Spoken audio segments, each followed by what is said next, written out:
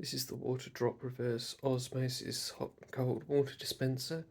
It's got its own little compressor inside so it can chill water down, and it can also heat it up to near boiling temperatures.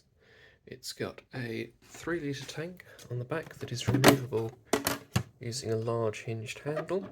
There's a 3 litre tank for fresh water, and there's a tank that's about 1 litre for wastewater. This machine filters your water, and for every 2 litres of water that you actually get out of it, it wastes 1 litre through the filtering process. We find that we have to refill the tank probably twice a day in a household of 2 people.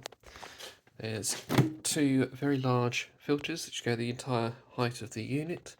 One of them lasts 6 months, the other one is estimated to last 12 months, and they can also be bought in the same place that you can buy the machine. There's a little removable drip tray, which is held on by a magnet.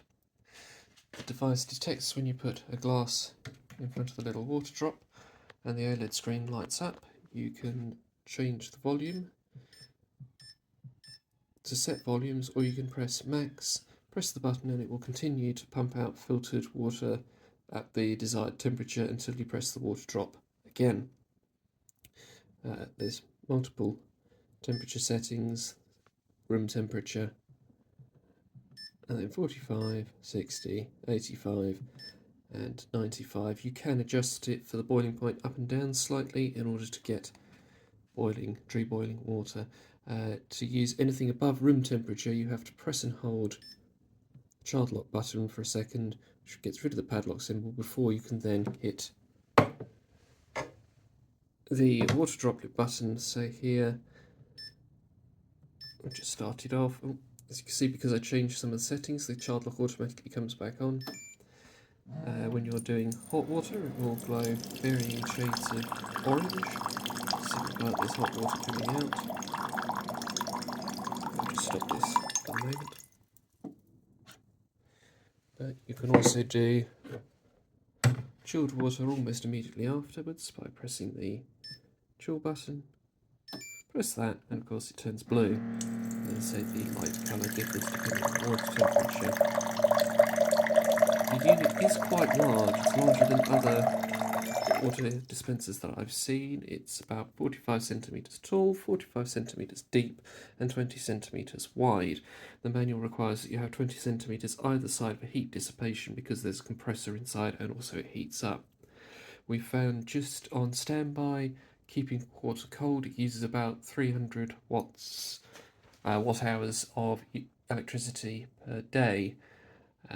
This starts to add up over time, of course. We worked out that that's an average electricity cost of about £30 for as much cold water as you can drink. Of course, it uses slightly more if you do the hot water settings.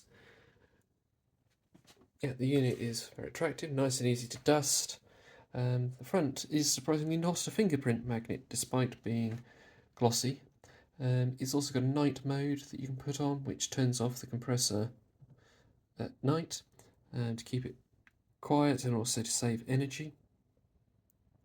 I like having the multiple settings for the glass settings, so you can just set it and forget it, so you can press the button, walk away while it fills up your glass and come back a moment later, which is quite useful. The downside is that tank at the back, the 3 litre tank, having to pull it up off of the tapered thing it sits on.